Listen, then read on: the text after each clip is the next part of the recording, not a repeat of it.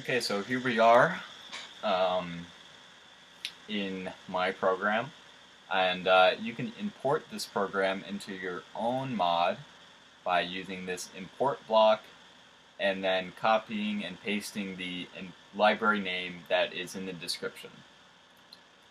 So I have a function here called test. This test function is called from my main function. And so what we're going to do is just build a basic hub and spoke dialogue system that was shown in the video. And the reason it's called the hub and spoke dialogue system is because there's a hub which has questions, and then spokes which are not questions, they're just lines of dialogue that you can click through. So if you want to build a dialogue system that loops back on itself, we need to use, first off, a variable, and then let's set it to something like hub. And then we need to call our function that is called, let's see, reserve dialogue. And what reserve dialogue does is it reserves a unique dialogue identification number. And what that means is every piece of dialogue, every hub or spoke, has its own unique number, and that's how the system keeps track of what to send and how to send it. So when we reserve a number, we know that this number is just going to be unique, and we can do stuff with it. And so that's exactly what we're going to do. We're going to create a new variable. Let's just call it something like info. This doesn't really matter. We just need somewhere to put what we're about to do. Well, actually, we can just use this send first dialogue function, and this is our beginning point of our dialogue. So our dialogue player is going to be the only player that is available right now, which is me. Our dialogue ID, that's our first dialogue, well, where it's going to start, and we've already set up a variable for that, and it's going to be hub, which is the unique dialogue ID that we reserved. And then our NPC type is going to be something like, I don't know, spider. So now what we have to do is we have to build off our hub, because right now it's just empty, it's nothing. So the way we do that is, instead of having hub here in the dialogue ID, we're actually going to use this function called update hub in this dialogue ID. And what update hub does is it takes the dialogue ID, which is going to be hub, and it updates this identification number with the specifications of the dialogue. Now compare that to this function, which is just dialogue hub, and you'll notice that it's missing a dialogue ID because this function does the reservation process for you. But you also run into problems when you want to loop back in a dialogue. So if you want to loop back, you have to reserve explicitly. And so now we can fill out this, and the message is what shows up when you first join the hub. So in the example video is you've stumbled upon my shop. So let's just say the message is welcome to my home. And these 01, 02, 03, 04, those are options. Those are going to be the sign options. And a sign option can either be one line of text, or it can be a list with 4 items representing each line on the sign, and each one of those has to be a line of text.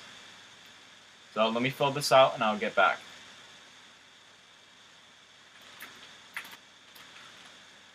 So I filled it out. Our options are going to be, who are you? Our second option is going to be, can you give me a quest to complete, please?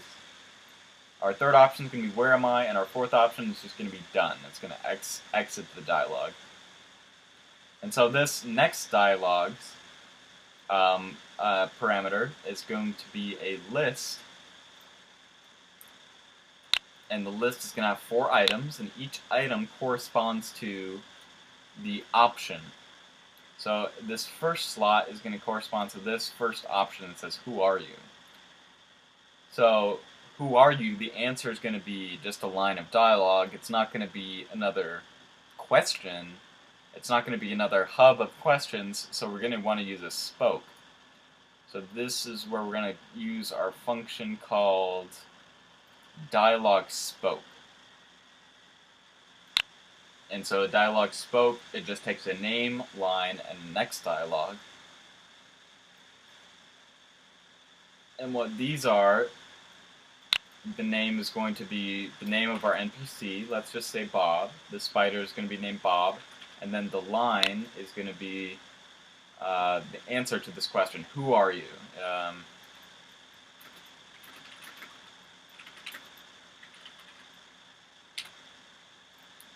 And the next dialogue is going to be what dialogue we're going to go to after we click continue. And so we want this actually to loop back to the main hub. So hub is the identification number of the main hub, because that's how we've set this up with the reservation. And so I'll fill out the rest of the options. Okay, so I filled out this where am I option with you are on the Great Plains of Grass, and it also loops back to the hub. And now this done is special because we want that to exit, and so whenever we want to exit, we want to put -1 in wherever there's a dialogue ID expected. So this -1 just tells the system that the dialogue is over. And so we're missing one. This one is going to be special because I'm going to be showing you how to use the register function callback. And so when we ask this question to Bob, can you give me a quest to complete, he's going to give us some items and then he's going to tell us to go north to another house. So when we say register function callback, we can actually link a function to this piece of dialogue that executes when this dialogue happens.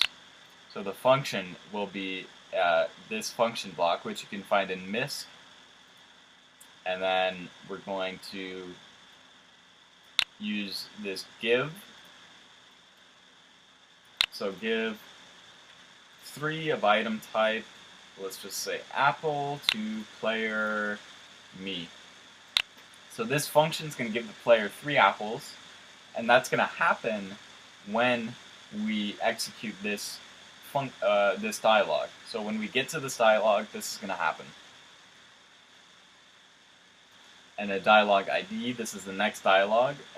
So let's just have a bunch of spokes that say the dialogue. Okay, so I filled it out. The next dialogue is going to be Bob saying, I need you to take these to the house up north. And then the next dialogue after that is going to be me saying, thanks, I'll get right on that. So now you can see that it's quite easy and fun to build these big dialogues because everything kind of fits into each other. So now this is actually all we need to get things going. So remember our test function is being called from our main function, and nothing else is going on in main. If you want to use these function blocks in your own mod, you have to import the library that's in the description of this video. And let's see what it looks like in game.